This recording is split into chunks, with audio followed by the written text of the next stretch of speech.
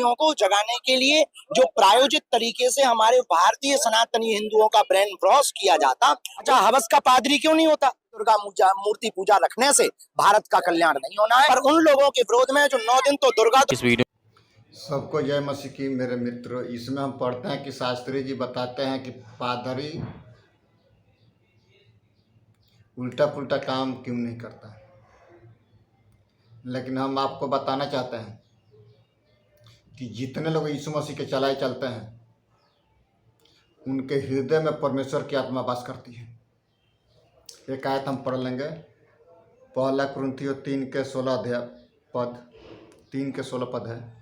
क्या तुम नहीं जानते कि तुम परमेश्वर का मंदिर हो और परमेश्वर की आत्मा तुम में वास करती है।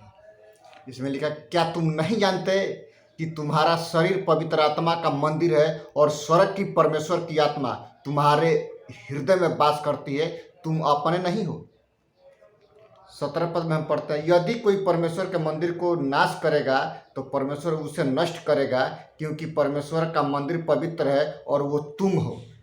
तुम्हारा हृदय पवित्र होना है। पवित्र परमेश्वर पवित्र लोगों को चाहता है। मेरे प्रिय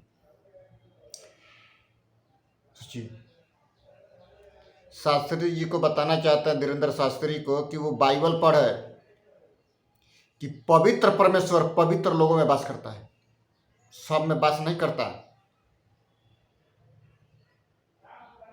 नवरात्रि मनाने से लोग स्वर्ग में नहीं जाता है, ये भूल है। क्योंकि स्वर्ग का परमेश्वर ये जानता है कि क्या करना है और क्या नहीं, और उसके अनुयायी जानते हैं कि जो यीशु मसीह का स्वाद चखे हुए हैं।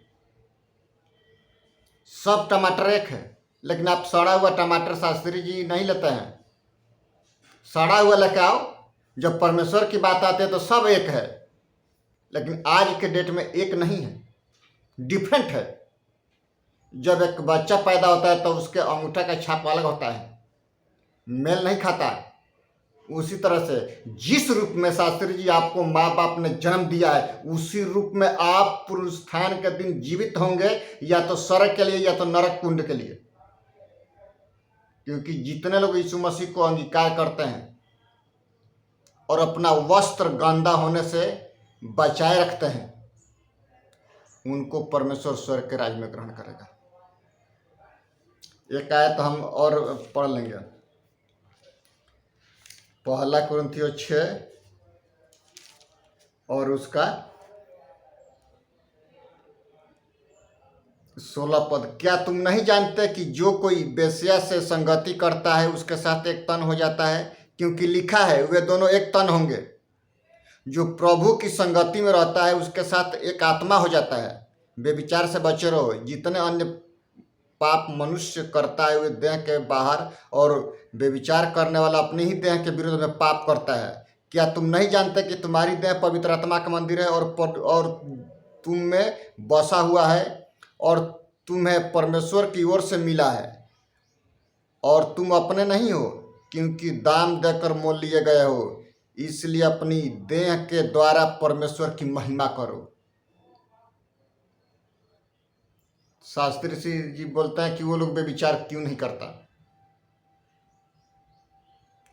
जितने लोग यीशु मसीह के मानते हैं, जानते हैं, चलते हैं, वो ऐसा करेंगे नहीं, क्योंकि उनका शरीर पवित्र आत्मा का मंदिर है और स्वर्ग की परमेश्वर की आत्मा उनके आत्मा के साथ एक मेल खाता है। तो वो पाप में कैसे गिर सकते हैं?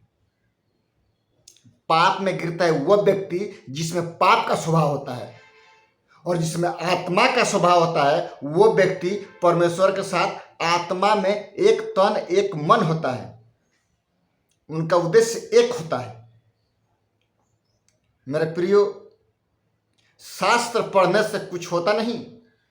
ये यदि बाइबल है, कुरान हो, कोई भी ग्रंथ हो, एक बक्सा में बंद कर देंगे, लड़ाई झगड़ा नहीं करेगा। यदि 10 तलवार एक बक्से में बंद करेंगे, लड़ाई नहीं होता है।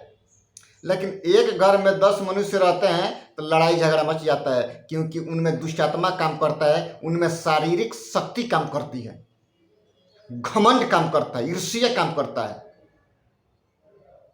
शास्त्री जी बोलता है कि 9 दिन लोग दुर्गा दुर्गा करते हैं, आप बाद में मुर्गा मुर्गा करते हैं। खाना पीना स्वर्ग के राज्य में नहीं है। शास्त्री जी को बताना चाहते हैं कि आप बाइबल पढ़िए कि स्वर्ग के राज्य में खाना पीना नहीं है। हमारे घर में हर एक धर्म के लोग पाए जाते हैं, तो क्या हम झगड़ा कर दें?